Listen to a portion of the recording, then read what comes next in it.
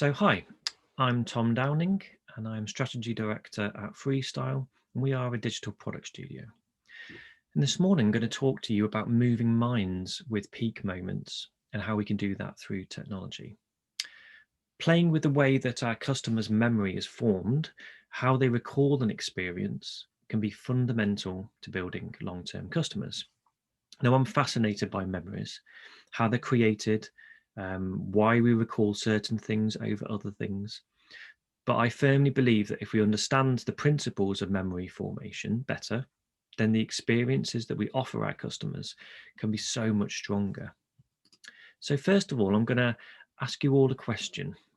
And what did you do on the 15th of July this year, hour by hour? Now, I'm sure many of you are sat there thinking, I have no idea what I did on that day, let alone hour by hour.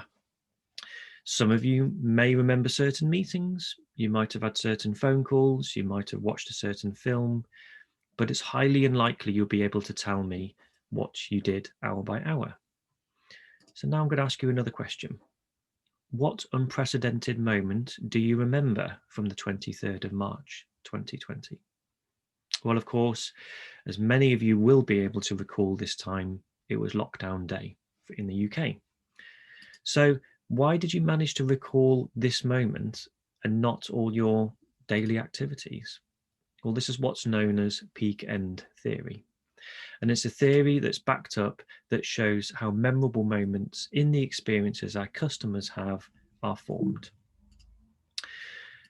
Because it's these peak moments that we can create, and that's the way that our brains work to create memories. If we manage to create peak moments, we can be more memorable, and more memorable experiences creates longer term customers. So I'm sure many of you have seen over the last few months heroic efforts of businesses helping in so many ways above and beyond what they do day to day. And it's these businesses that will be remembered for these moments of stepping up. So I'm going to cover a little bit about the theory behind peak moments and then how we can apply it into our customer experience. So first of all, let's look at speed.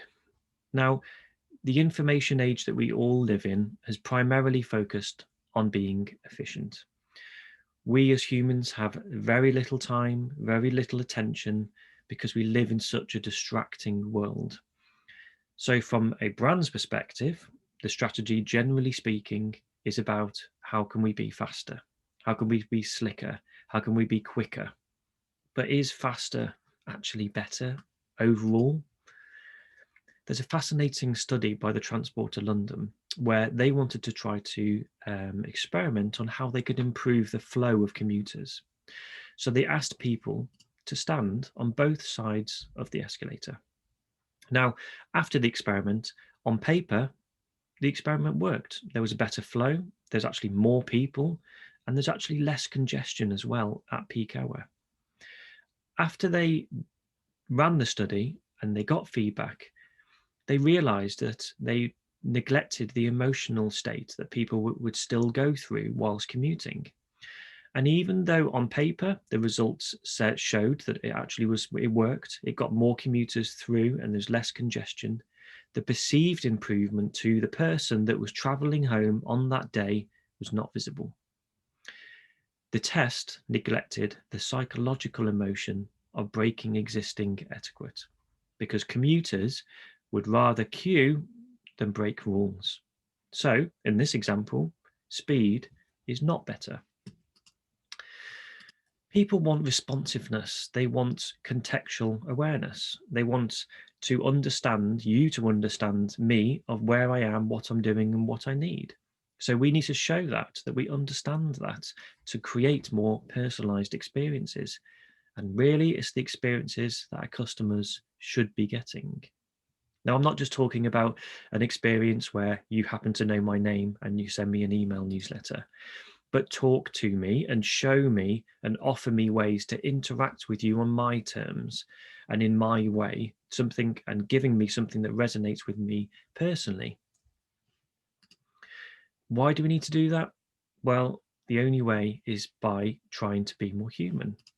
because being more human is the way to attract, resonate, deliver, and then delight our customers with these experiences. So how do we do that? Well, first of all, we need to go back to basics and understand emotions. The role of emotions, of how brands can communicate with their audiences, can have a significant impact on how we create stronger connections and stronger bonds. So let's just have a little look into human emotions specifically. So we have 4 emotional mother states. We have happy, angry, sad, and surprised. Now, from these, we then have a huge amount of subsets. And as we can see on this diagram, there is a lot of emotions that all of us go through in our daily lives in different situations. So the first thing from a brand's perspective is what's the relevant experience and what is the emotion that the customer is going through at that time. So once we understand which emotion the customer is going through, let's look at actually how that emotion has come through. Why are they feeling like that?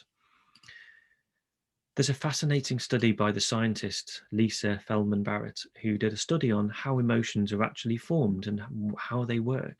And in this quote, you can see she states that emotions that seem to happen to you are made by you from previous experiences.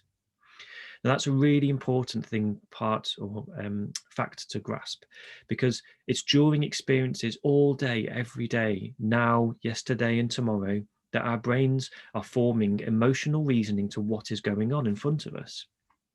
And they do that by trying to match up from previous experiences that we've had and trying to find similar ones. So if your customer experience is unique and it's above expectation, it's something that they haven't experienced before, our brain has nothing to compare it to. So in theory, a new memory is formed at that moment. And that is how we can create peak moments. Many years ago, my friend Jack dreamed up his dream car with his Land Rover Defender. And after saving up and spending many, many months trying to customize it, the day finally arrived where he was going to go and pick up his car. Now, he customized this so much, his car. He specified the color, the wheels, the interior. And upon entering the showroom to go and pick up the keys and get his dream car, he saw it face to face and he was handed the keys. Now, at that moment, the experience he thought was at the peak. It was at the best. He'd picked up and seen he's got access finally to his dream car. And then he walked around the back of the car and saw this custom bike rack welded to the back of the car. And upon answering and upon asking the sales rep, saying, "What's this rack? I didn't order this."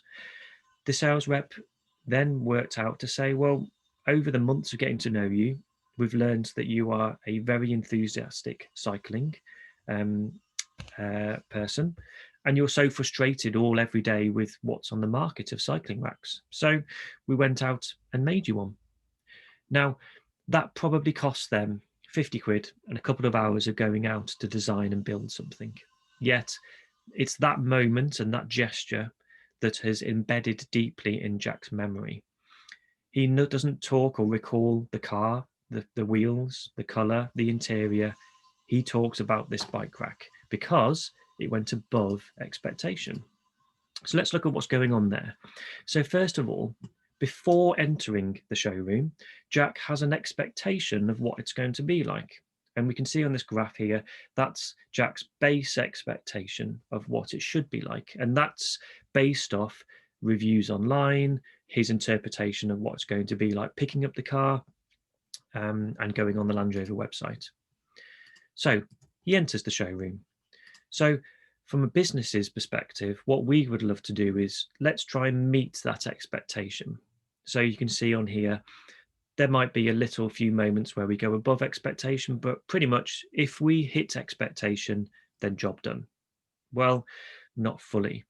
To create these memorable experiences of what I talked about previously, if we deliver just on expectation, there's nothing different. You're giving me what I already thought I would get, so I'm not going to remember it. So how do we create these moments?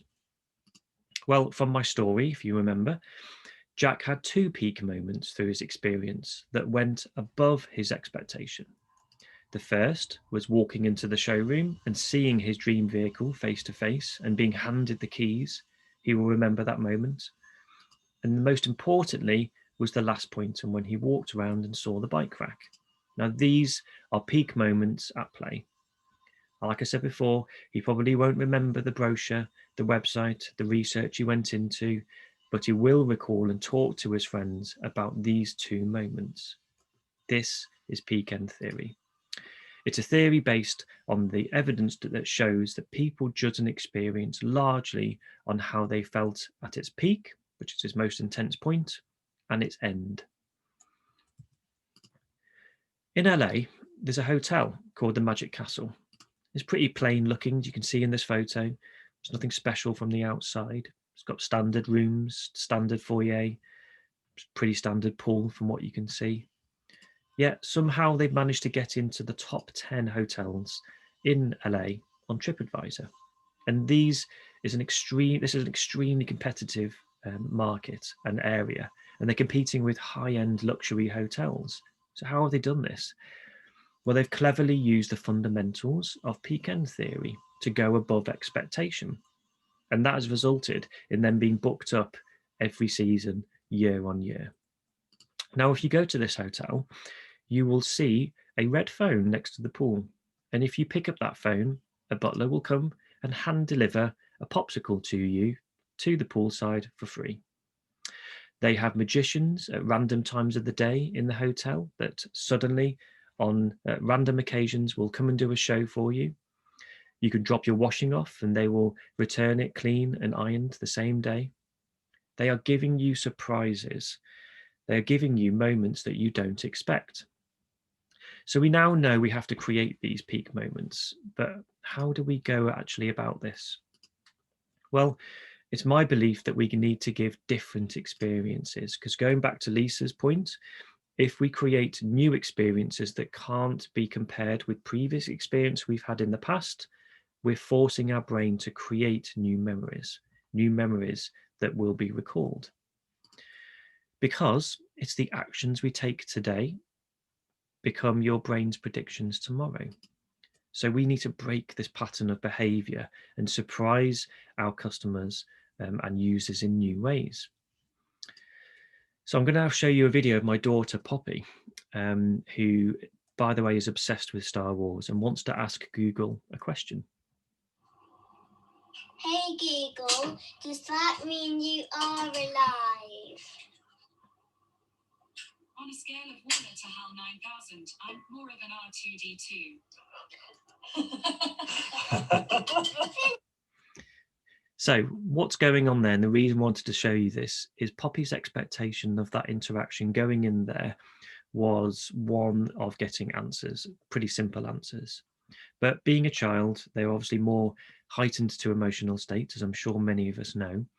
But the reaction that she has of Google talking about something that she resonates with, Star Wars, but she didn't expect it, created that reaction, that emotional reaction you saw as she turned to camera.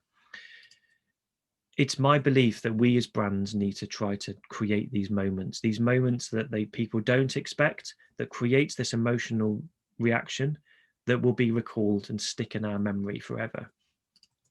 We need to harness and work out where is the relevant moment in our interactions with a customer. And once we've identified those, how can we over deliver on expectation?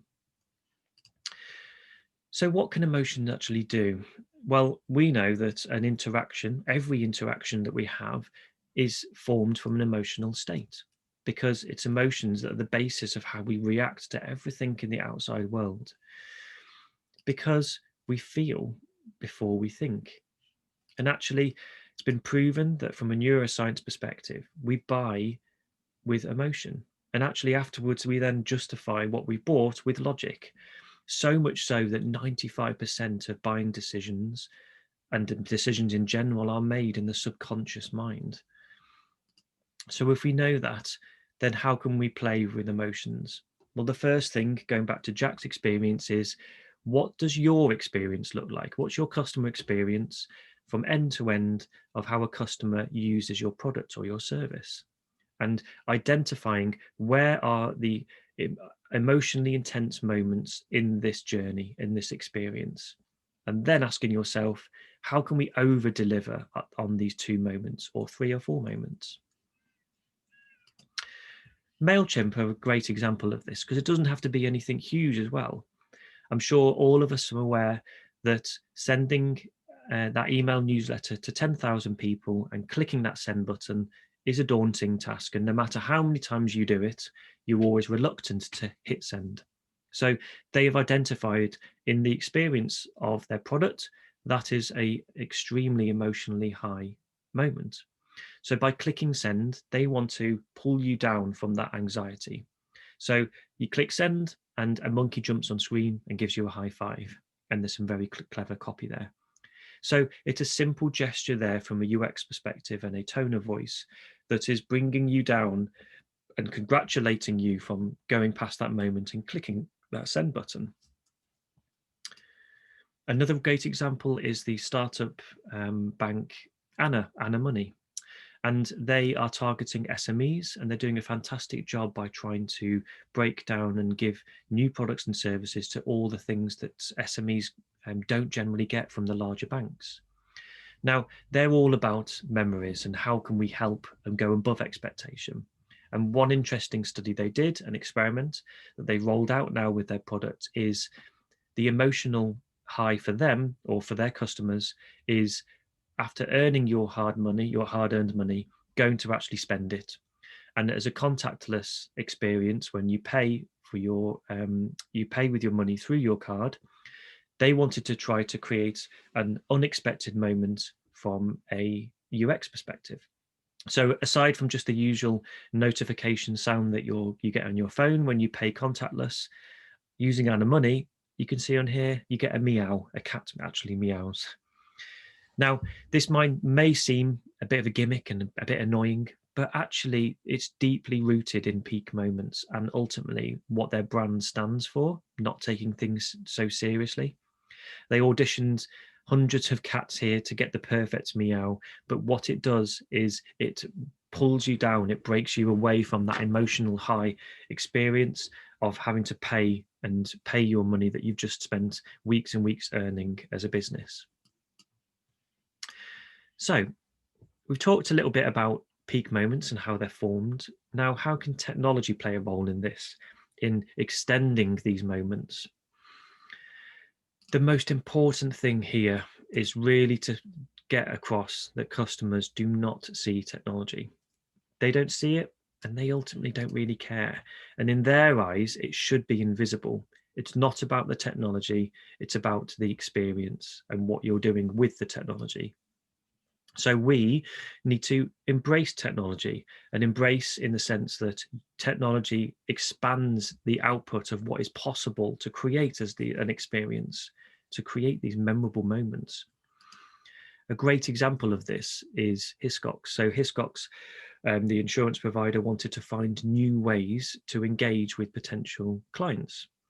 They wanted to try to break through the normal ways of interacting with the customer. So they partnered with a AI robotics handwriting startup. And this robotic company offers hardware that uses AI and robotics to recreate handwritten, personalized letters at scale that are indistinguishable from a human writing a letter. Now, what that does is it's creating that human connection and resulting in that emotional, personalized experience. The results were staggering. By sending out this product and this approach to try to engage with new customers, they had an 82% increase in customer engagement and a 17% increase in conversion rates from those letters. So why did this work? Well, they found those peak moments to deliver a surprise to their customers, and they've put in a moment of delight by giving a personalized handwritten piece of content in the hands of the prospects that will engage with them. So what is actually the core problem that I'm talking about here, really? Why does this exist and why am I talking about it? Well, the problem is you're all starting to feel the same in the customer's eyes, the experiences they go through day after day with brand after brand are all feeling the same, because everyone is chasing the efficiency game.